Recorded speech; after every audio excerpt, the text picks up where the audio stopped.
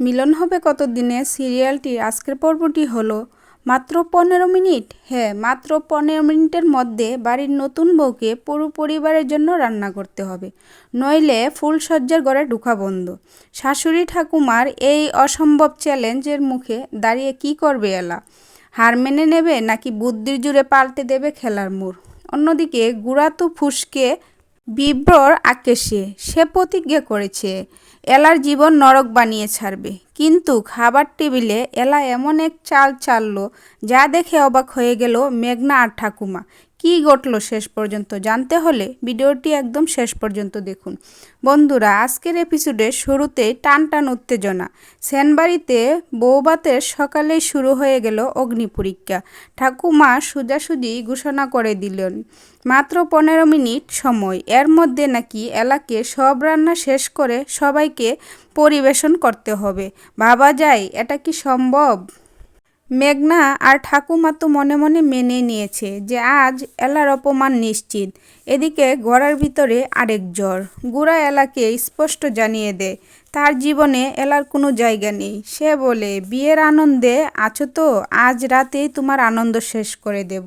গোড়ার চোখে তখন শুধুই ঘৃণার আগুন, কারণ সে মনে করে তার পরিবারের সব বিপদের জন্য দায়ী এলা। ওদিকে গল্পের মোড় অন্যদিকে ঘুরে। পুলিশ অফিসার বিকাশবাবু ময়নাকের কাছে আসে কৈফিয়ত চাইতে। জানা যায় ময়নাক ষড়যন্ত্র করে গুড়ার গাড়িতে ড্রাগস রেখেছিল এবং সেন পরিবারকে ফাঁসিয়েছিল, কিন্তু ময়নাক এখন উল্টো পুলিশকে ধমকাচ্ছে। সে সাপ জানিয়ে দেয় সে ঢুকবে, বিকাশবাবুকেও নিয়ে ঢুকবে। বোঝা যাচ্ছে পাপের গড়া পূর্ণ হতে চলেছে।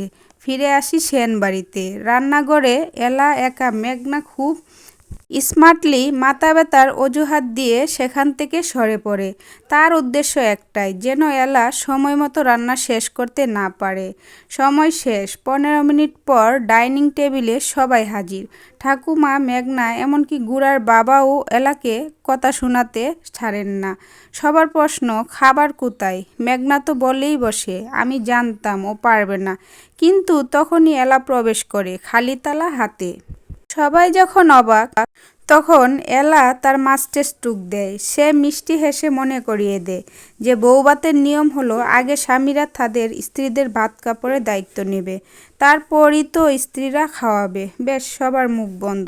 ঠাকুমাও এই নিয়মের কাছে হার মানেন। শেষ পর্যন্ত গুড়া অনিচ্ছা থাকার সত্ত্বেও দাঁতে দাঁত চেপে এলার হাতে ভাতের থালা তুলে দেয় এবং দায়িত্ব নেওয়ার ঘোষণা করে।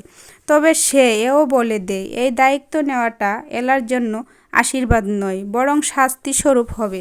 কিন্তু দিন শেষে বুদ্ধি দিয়ে ঠিকই বাজিমাত করলো এলা। বন্ধুরা, এলার এই বুদ্ধিমাতা আর গুড়ার এই রাগের লড়াই কে জিতবে শেষ পর্যন্ত?